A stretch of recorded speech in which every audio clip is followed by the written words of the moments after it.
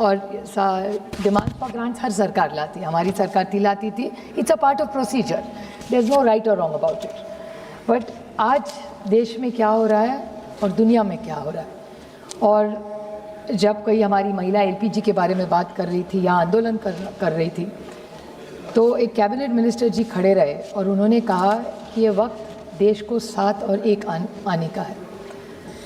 मैं प्रस्ताव देना चाहती हूँ जिसके बारे में पहले भी मैं बोल चुकी हूँ कि the world is in a global crisis and when the Pahalgam attack happened, this was the same opposition which stood with the Modi government in support of the larger interest of the nation. या कन्नी मोड़ी जी बैठी है, बहुत सारे मेरे सांसद हैं जिन्होंने भारत की तरफ से हम प्रदेश गए और भारत की तरफ से हमारी जो मांगे हैं वो दुनिया में बताई. I think time has come and I take this opportunity even if it doesn't fall in the gambit of this grants, but I want to say because it's a crisis. The world is at a crisis and India is soon going to be in a crisis. Please call urgently an all-party meeting. हम सब आपके साथ खड़े रहेंगे, देश के हित के लिए रहेंगे, but please call for an all-party meeting. Let's debate the war. We are happy to work in the larger interest because it's impacting each one of us who's sitting here. हर एक के क्षेत्र में कुछ. मैं 4 उदाहरण मेरे क्षेत्र के सर देते हूँ. खट्टर साहब या बेटे, आपके यहाँ भी ये होता होगा. सर मैं शुरुआत कर रही हूँ, हमारी अम्बाबाई है कोल्हापुर की, हम सब के लिए हमारी ये देवी है, और अम्बाबाई देवी का जो प्रसाद होता है वो 5,000 लोगों का रोज होता है. खट्टर साहब आज उसको 2,000 लोगों को ही खाना खिला पा रहे क्योंकि गैस का इशू हो गया है, और ये हमारी अम्बाबाई की नहीं, सब जगह हो रहा है. तो मंदिरों में प्रॉब्लम्स होने लगा है. उसके बाद जलगांव में हमारी बहन है यहाँ जो जलगांव की सांसद है भारतीय जनता पार्टी की, उनसे भी सुबह बात हो रही थी. उनके यहाँ बहुत अच्छे गहने मिलते हैं, बहुत सारे इंपोर्ट प्रदेश में जाते.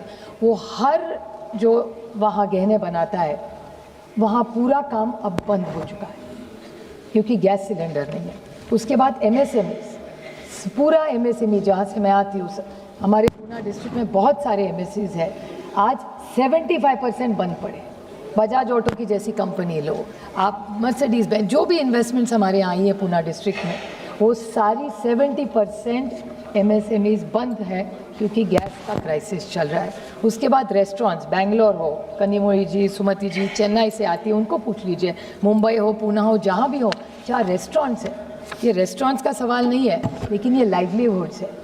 तो आज एलपीजी के बारे में अनिल देसाई जी ने भी कहा, आज एलपीजी के बारे में हमें अपेक्षा थी कि एक स्टेटमेंट आए सरकार से. हम आपके साथ हैं, हम समझ जा रहे हैं कि आपके जो चैलेंजेस हैं उसमें साथ में खड़े रहेंगे, लेकिन एलपीजी का आज जो इश्यू है, क्या प्राइस है एलपीजी का.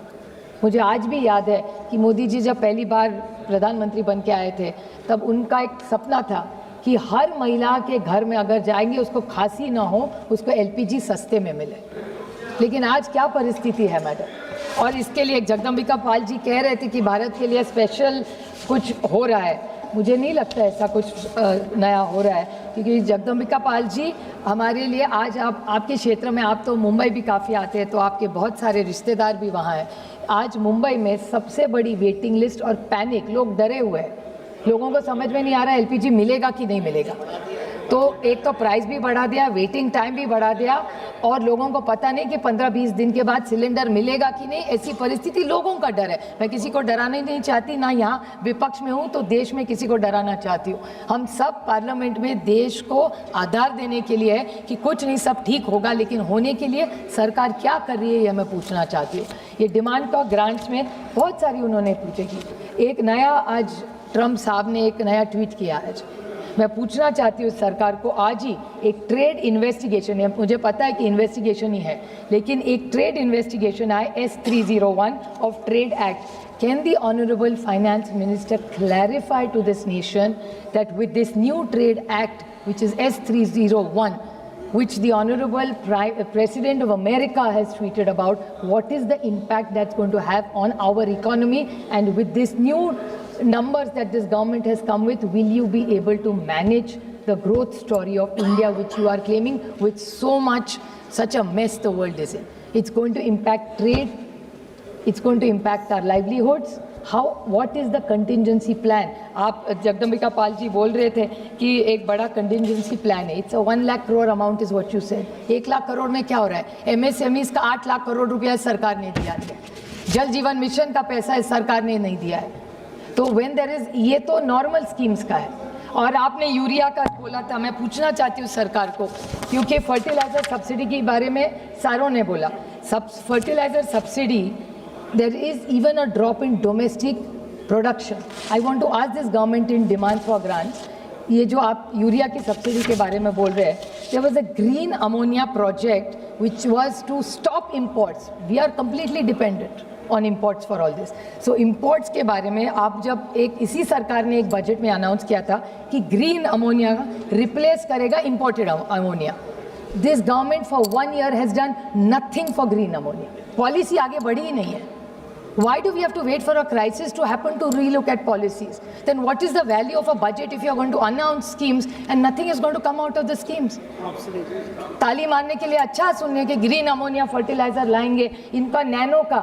What is the outcome of nano? Can somebody tell me, madam? Nano fertilizer experiment बहुत, मैं तो कान पक गए सुन के मेरे.